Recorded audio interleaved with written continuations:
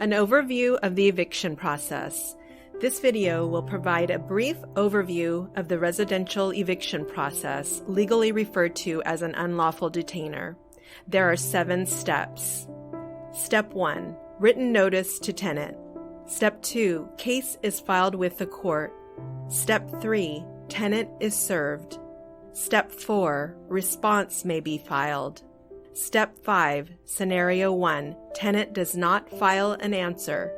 Step 5. Scenario 2. Tenant files an answer. Step 6. After the judge decides the case. Step 7. Post-judgment relief for tenants. Step 1. Written notice to tenant. A landlord must give the tenant written notice before starting an eviction case with the court. The type of notice provided will depend on the circumstances of each case. There are several types of common notices. A 3-day notice to pay or quit is used when a tenant is past due on their rent. A 3-day notice to perform a covenant or quit is used when the tenant has violated the terms of the rental agreement or lease, but the violations can be corrected. A 3-day notice to quit is used for serious violations of the rental agreement that cannot be corrected. Some examples include the tenant has engaged in illegal activity or has improperly sublet, is causing a disturbance to others, or damage to property. A 30-day notice to terminate tenancy can be used for a tenant who has lived on the premises for less than 1 year. A 60-day notice to terminate tenancy can be used for a tenant who has lived on the premises for more than 1 year and the property is exempt from the Tenant Protection Act of 2019.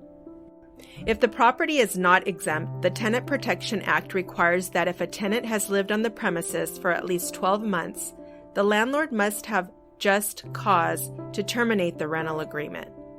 Just cause is a legally valid reason to evict, which can be caused by a tenant's rental lease agreement violation, for example, when the landlord gives a 3-day notice to pay or quit, a 3-day notice to perform a covenant or quit, or a 3-day notice to quit, or when the tenant has not violated any rental or lease agreement, for example, when the landlord gives a 30-day notice to quit or a 60-day notice to quit.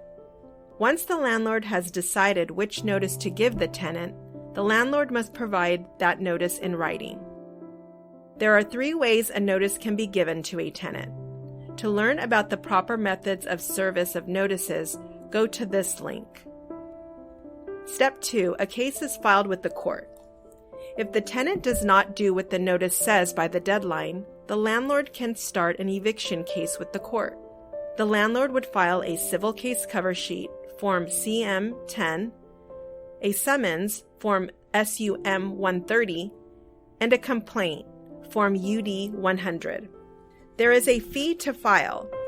If the landlord cannot afford the fee, they can apply for the fee to be waived by submitting a fee waiver application, which includes a request to waive court fees, Form FW-001, and order on court fee waiver, Form FW-003.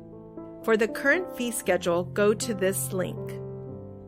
To obtain these forms, visit Self-Help at the Central Justice Center, or you may request forms online by visiting the court's website at occourts.org, clicking on Self-Help, then clicking on the blue box. Click here to contact Self-Help Services. Step 3. Tenant served. The landlord must have a copy of the filed court papers delivered or served on the tenant. The landlord cannot serve the tenant. After the tenant is served, the tenant will have to file a written response with the court if they are to be heard by the court. Note, there is a deadline to file a response. A third-party adult, process server, or even the sheriff may serve a tenant in one of the following manners. Personal service. Documents are given to the tenant by hand. Substitute service.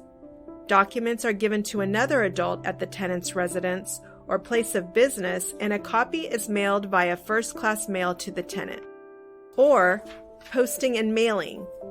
If a court order is obtained, documents can be posted in a conspicuous place at the residence and a copy mailed via certified mail. How much time a tenant has to file a written response with the court depends on how they were served. If the tenant was served in person, they will have 5 business days to respond, not counting Saturdays, Sundays, or court holidays. If the tenant was served by substitute service or posting and mailing, they will have 15 days after the date the server mailed the court papers to file a response. The date of mailing is the postmark date. Day 1 is the day after the server mailed the summons and complaint to the tenant. For the first 10 of 15 days, count regular calendar days, every day including weekends and holidays. The 10th day is the day your tenant is considered served. Then count 5 court days.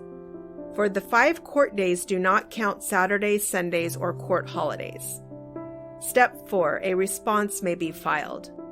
There are different ways to respond. However, most tenants respond by filing an answer, unlawful detainer, Form UD 105. The answer sets out the defendant's legal reasons why they should not be evicted, known as affirmative defenses. Once an answer is filed with the court, a trial date will be set. If you need an interpreter on the day of trial, make sure to also file a request for interpreter, Form INT 300. To find these forms online, visit the court's website at occourts.org, clicking on Forms and Filing, then Forms, then Self-Help Form Packets, then Interpreter. Step 5, Scenario 1. Tenant does not file an answer. If the tenant does not file an answer with the court, the landlord can proceed in the case and obtain a judgment for eviction against the tenant. The landlord will request a default judgment to be entered and writ to be issued. The writ will authorize the sheriff to post a 5-day notice to vacate on the property and then perform the eviction on the posted date.